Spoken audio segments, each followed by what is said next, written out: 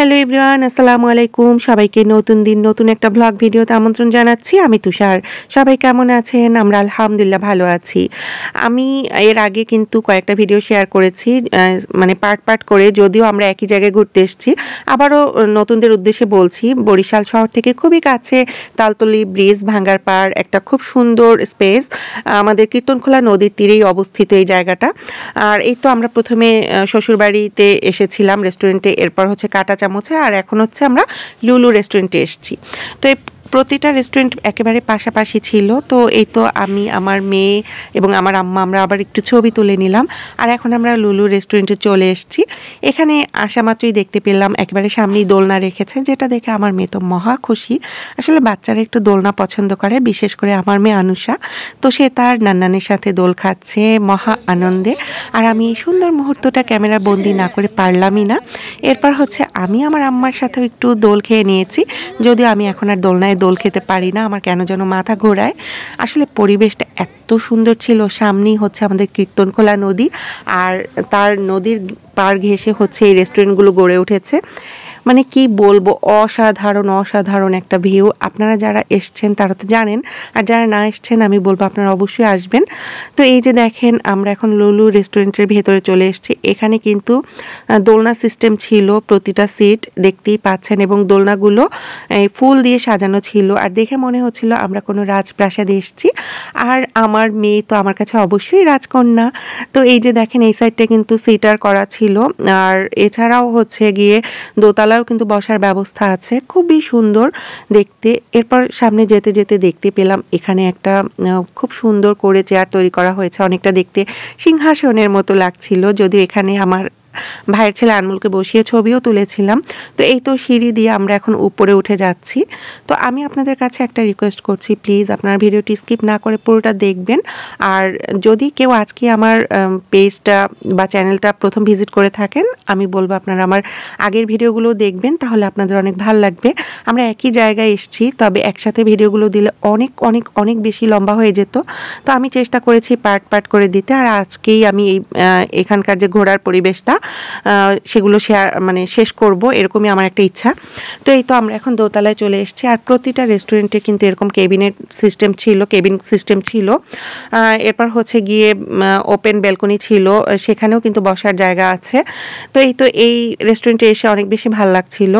আর আমরা বেশি সময় কাটিয়েছি শ্বশুরবাড়ির রেস্টুরেন্টে। তো আমার আব্বা বারবার বলছিলেন যেন আমরা ওখানে বেশি সময় না বসে এদিকটাও একটু আসি। আসলে এদিকটার সৌন্দর্য একরকম, আর ওই যে শ্বশুরবাড়ির সৌন্দর্য হচ্ছে আরেক রকম। আমার কাছে মনে হয়েছে শ্বশুরবাড়ির সৌন্দর্যটা বিকেলবেলায় বেশি উপভোগ করা যায় দিনের আলোতে। আর এই রেস্টুরেন্টগুলোয় হচ্ছে গিয়ে সন্ধ্যার পরে এরকম অনেক অনেক লাইটিং হয়, যেটা কিনা আসলে দিনে ভাল লাগবে না, সন্ধ্যার পরেই ভাল লাগবে। তো আমরা এখানে এসেছি, আরও অনেক মানুষজন ছিল, আর সন্ধ্যার পরে অনেক অনেক মানুষ এসছে। আর এই যে জায়গাটা দেখতে পাচ্ছেন একটু ওপেন ব্যালকনি, এইখানে মূলত একটা সোফা রেখেছে ছবি তোলার জন্য। অনেকে আসেন খুব শখ করে ছবি তোলেন। তো আমরা এখানে বসেছিলাম। আর এই যে দেখেন, ঠিক এই জায়গাটা থেকে দাঁড়ালে এরকমই দৃশ্যটা, খুবই সুন্দর, কি বলবো, অপূর্ব। মানে আমার তো অনেক বেশি ভাল লেগেছে, বাচ্চারাও অনেক এনজয় করেছে, আমার আব্বা আম্মার ভাল লেগেছে, ইভেন আমার হাজবেন্ড, তারও কিন্তু অনেক বেশি ভাল লেগেছে। তো এরপর এখানে দেখতে পেলাম আমাদের দেশের পতাকা, দেখতেই পাচ্ছেন, দেখে কিন্তু অনেক ভাল লাগলো। আর এই তো আনুষার বাবা আবার এসছে, মানে আমি, আমার আম্মা, আনুষা, আনমোল, আমরা একটু আগে এসে পড়েছি। আর আনুষার বাবা পেছন এসেছে, তাকে নিয়ে আবার একটু আমরা মজা করছিলাম। তো যাই হোক, এরপর হচ্ছে এখানে এসে আমরা কফি খেলাম। আর বিশ্বাস করেন, এই কফিটা এতটা মজা, মানে একবার বাসার যে একটা টেস্ট সেটাই পেয়েছি, খুব ভালো লেগেছে। আপনারা যদি কেউ আসেন অবশ্যই লুলু রেস্টুরেন্টে কফি খাবেন, আমি বলছি এত মজা। এবং চিনির যে একটা ব্যাপার, সেটা কম বেশির আছে, এমনকি আপনি চিনি ছাড়াও খেতে পারবেন। তো এই তো এখানে আবার আনুষার বাবা আনমোল আর আনুষার সাথে একটু ছবি তুলে নিল। এরপর হচ্ছে গিয়ে তারা তো দোলনা পেলে আর কোনো কথাই নেই। তো আমরা হচ্ছে লুলু রেস্টুরেন্ট থেকে আবার শখের হাড়িতে চলে এসেছি।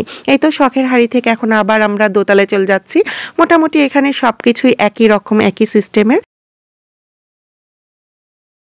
তো এই যে দেখেন, আমরা এখন শখের হাড়িতে আছি, আর এখন বাজে সন্ধ্যা 6:30। এখন আমরা চলে যাব। আর এই তো আনুষার বাবা আর আমি এখন দোতলায় আছি। কেমন লাগছে আনুষার বাবা?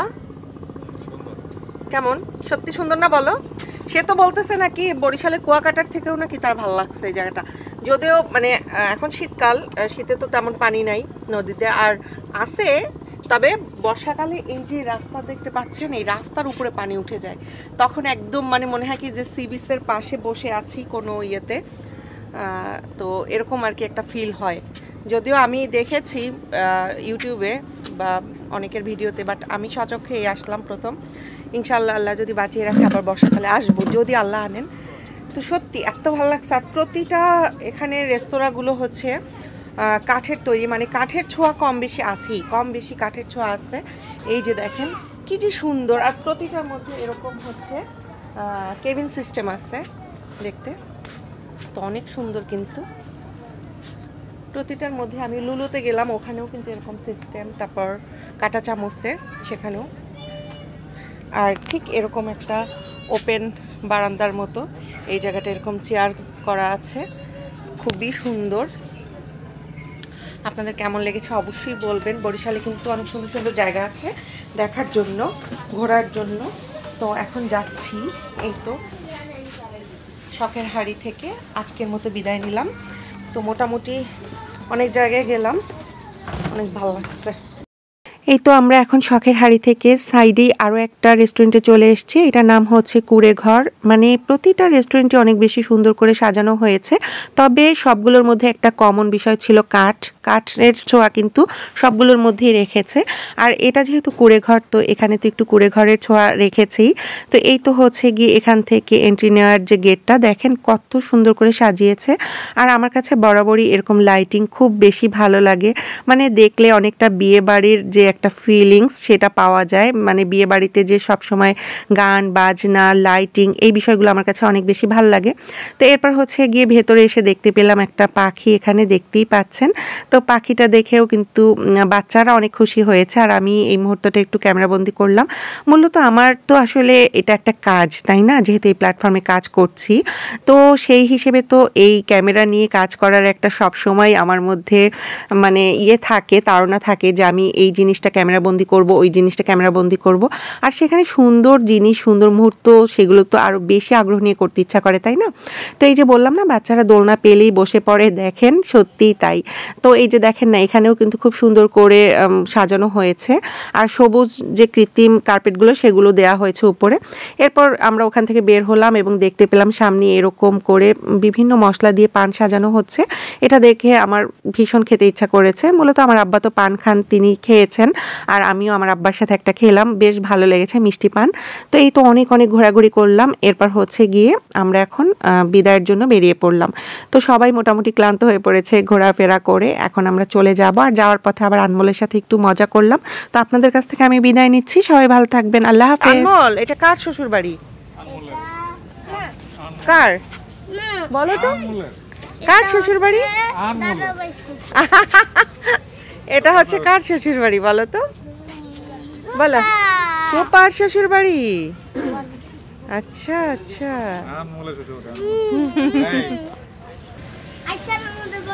ওকে, আল্লাহ হাফেজ, আপনারাও আসবেন। আনমোলকে আনমোলের শ্বশুর বাড়ি দিয়ে বিদায় নিচ্ছে নাকি? হ্যাঁ, আনমোলের শ্বশুর বাড়ি থেকে আনমোল বিদায় নিল নাকি? এই যে আনমোল, তোমার শ্বশুর বাড়ি থেকে তুমি বিদায় নিচ্ছ?